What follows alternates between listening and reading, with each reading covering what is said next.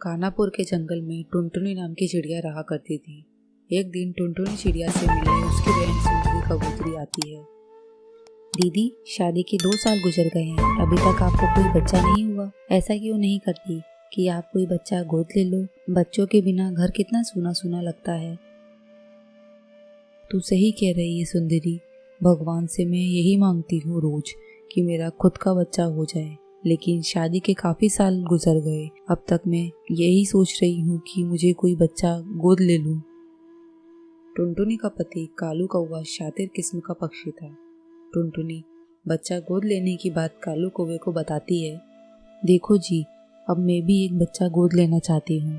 आज मेरी बहन भी आई थी और वो भी बच्चा गोद लेने की सलाह दे रही थी। तुम उससे कहो कि वो एक बच्चा पैदा करके दे दे और उसके बदले हमसे पैसे ले ले। वैसे भी उसे पैसे की जरूरत है। अरे, ये तुम कैसी बातें कर रही हो? क्यों बच्चा पैदा करके मुझे देगी? उसके ससुराल वाले नहीं मानेंगे। क्यों नहीं मानेगी? तुम उससे बात करके देखो, हो सकता है वो तुम्हारी बात मान जाए और पैसे उसके काम भी आ जाएंगे। मुझे तो नहीं लगता कि मेरी बहन इस बात के लिए मानेगी। आखिर एक माँ अपने जिगर के टुकड़े को कैसे किसी को दे सकती है? सुबह उससे बात करूंगी। अगली सुबह टुनटुनी चिड़िया अपनी बहन सुंदरी कबूतरी को फोन लगाती है। सुंदरी, मुझे तुझसे एक बात कहनी थी। तेरे जीजाजी कह रहे थे कि तू ही बच्चा पैदा करके मुझे दे दे। तुझे जो भी चीड़ा या चिड़िया हो वो हमें मंजूर होगी। उसके बदले में हम तुम्हें पैसे देंगे, तेरी ज़रूरत के काम आएंगे। दीदी, मैं तुम्हारे लिए कुछ भी कर सकती हूँ, लेकिन दीदी पहले मैं अपने पति से पूछ लूँ, फिर आपको कुछ जवाब दूंगी। आप मुझे 1-2 दिन की मोहलत दे दो। ठीक है सुंदरी, तू पहले अपने पति से पूछ ले। 2 दिन के बाद सुंदरी कबूतरी टुनटुनी चिड़िया के घर आती है। दीदी, मेरे पति भी तैयार हो गए हैं। अब जल्दी ही आपके घर में बच्चों की किलकारियाँ गूंजेगी। अब तुम खुशियाँ मनाने की तैयारी करो। कुछ दिन ऐसे ही गुजर जाते हैं। अब सुंदरी कबूतरी एक अंडा देती है और अपना अंडा लेकर टुनटुनी चिड़िया को दे देती है। वो अंडा देखकर टुनटुनी चिड़िया बहुत खुश होती है। दीदी, ये लो, आज से ये तुम्हारा अंडा है। सुंदरी बहन आज बहुत खुश है तीनों, और एक बहन ही दूसरी बहन की मदद करती है। दीदी, आखिरी बार मैं मेरे अंडे को अपने गले लगाना चाहती हूँ। तू अगर गले लगाएगी तो तेरी ममता जाग जाएगी। थोड़ी देर बाद सुंदरी कबूतरी वहाँ से चली जाती है और धीरे धीरे 5 साल गुजर जाते हैं। टुनटुनी अपने बच्चे के साथ बहुत खुश थी। अचानक एक दिन, दीदी, मैं अपनी बच्ची को लेने आई हूँ। ये तू क्या कह रही है? कौन सी तेरी बच्ची? तूने तो अपनी बच्ची को जन्म से पहले ही मुझे दे दिया था। अब वो मेरी बच्ची है। मैं अपनी बच्ची को कैसे तुझे दे दूँ?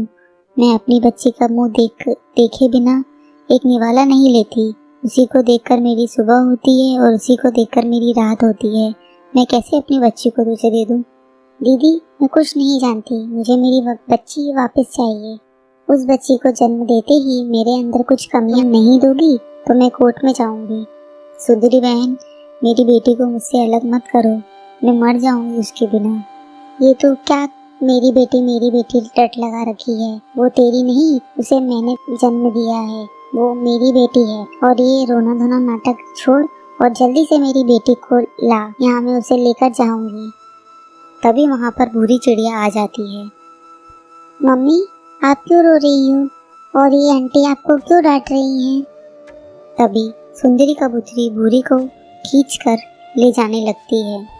ये क्या, तुम मम्मी मम्मी बोली जा रही है? ये तेरी असली मम्मी नहीं, मैं हूँ तेरी असली मम्मी।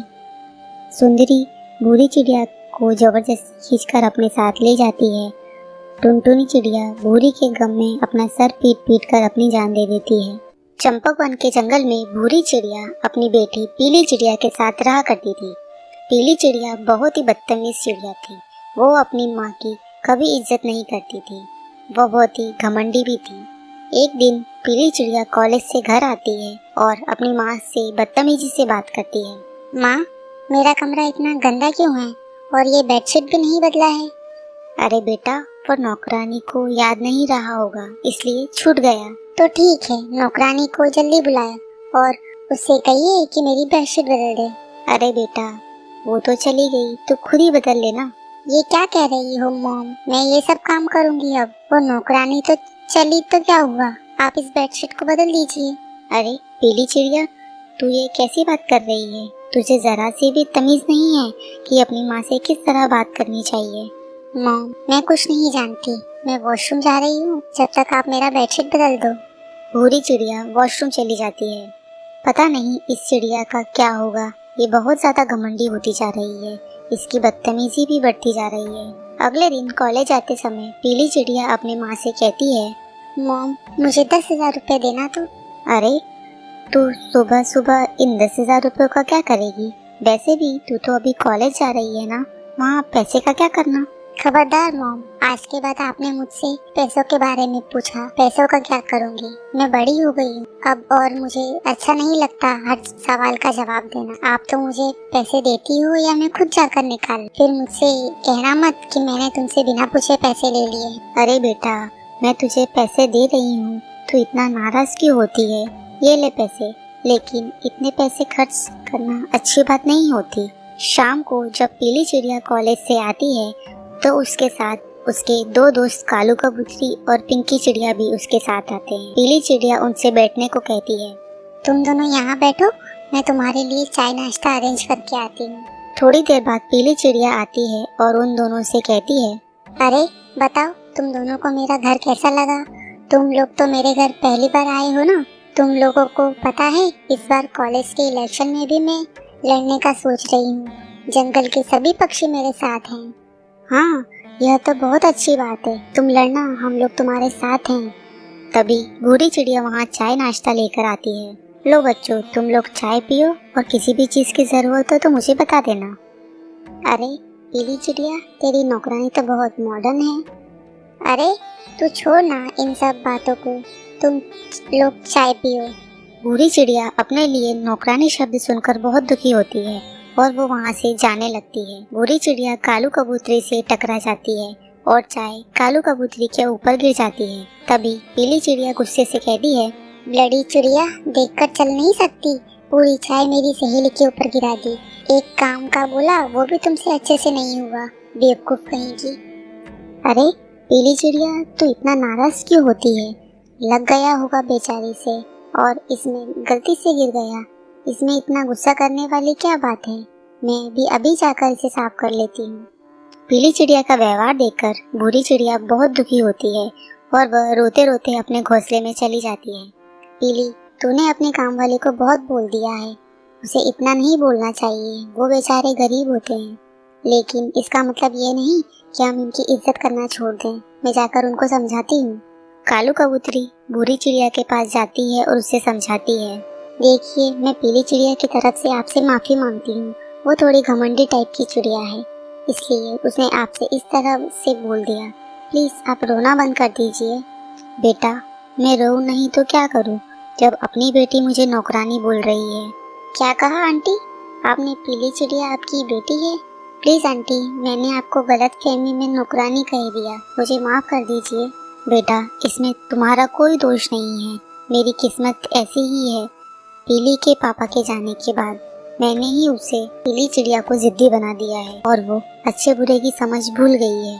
तभी वहाँ पीली चिड़िया और पिंकी चिड़िया आ जाती हैं। छी पीली चिड़िया, मुझे तुमसे ये उम्मीद नहीं थी, आज तुमने अपनी माँ के साथ बहुत गलत किया, कल को हमारे साथ भी तुम ऐसा ही करोगी। मैं तुम जैसी बदतमीज और घमंडी चिड़िया से दोस्ती नहीं रख सकती हूँ। वहीं पिंकी चिड़िया भी पीली चिड़िया को खूब सुनाती है।